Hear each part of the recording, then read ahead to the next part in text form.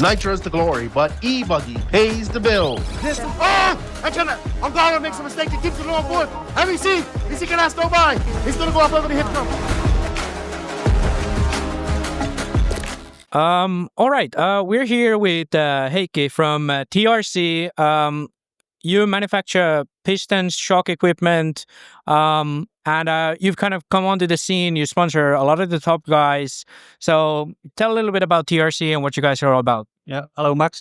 We are TRC. As a former motocross driver, I am always been into the suspension part of the motorcycles, and after that I started RC racing, and then on that I also focused on the suspension parts and try to make it better than the OEM product. So we are continuously working, trying to improve things, trying to upgrade parts to make it better, faster.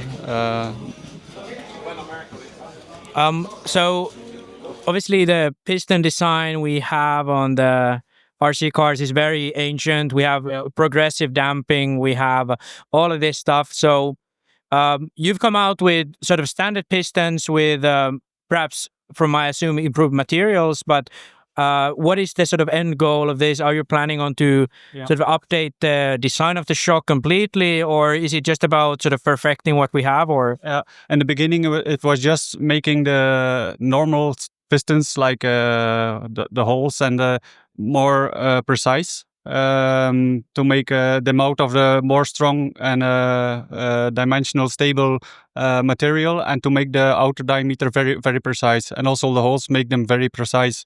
But we go further by we have recently added our valve systems into the market, but that will for sure not be the end. We are currently developing new things, more high level, more compared to the motorcycle shock pistons and shocks, and that's the plan to keep on focus on the suspension parts of the vehicles, and not only the pistons, but maybe in the future we will launch a complete shock set for the cars to upgrade the whole shock package of the car.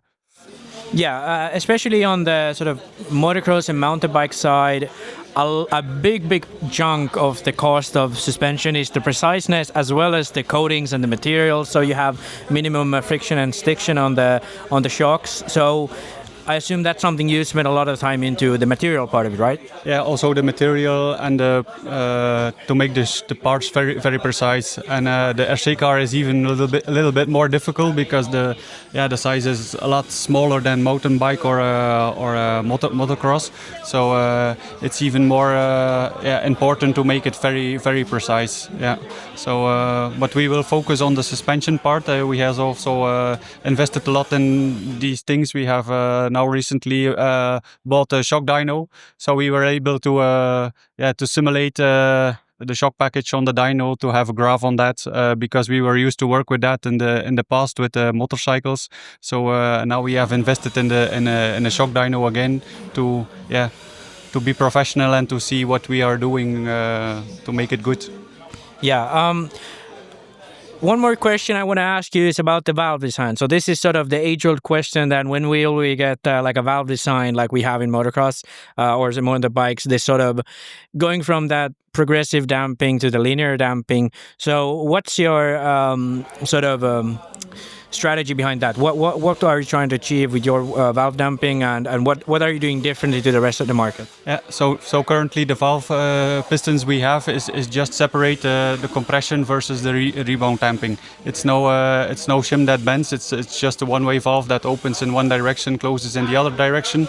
So the piston with the holes is still the main part, and some holes are closed due to the valve in one direction opens in the other direction.